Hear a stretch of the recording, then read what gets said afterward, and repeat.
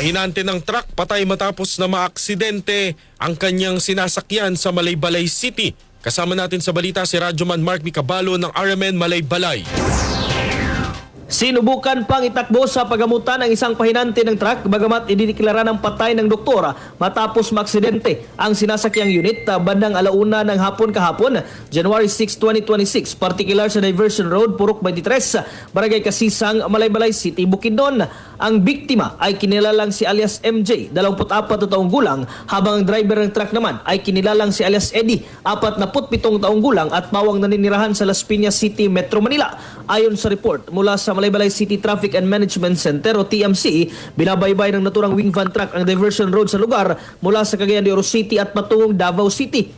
Pagdating sa pababang bahagi ng kalsada, biglang nawala ng preno ang naturang truck, rason ang pagbangga nito sa isang sasakyan at dumiretso sa isang puno. Sa lakas ng impact, yuping-yupi ang unang bahagi ng truck, rason ng pagkaipit ng pahinante. Pahirapan ang naging rescue operation sa pahinanteng naipit sa truck, nagtamo ng matinding injury sa iba't ibang parte ng katawan, rason ng kanyang pagkamatay. Sa ngayon, nasa punerarya na ang bangkay ng biktima habang nasa kustudiya naman ng Malaybalay City Police Station ang driver ng truck para sa kaukulang disposasyon.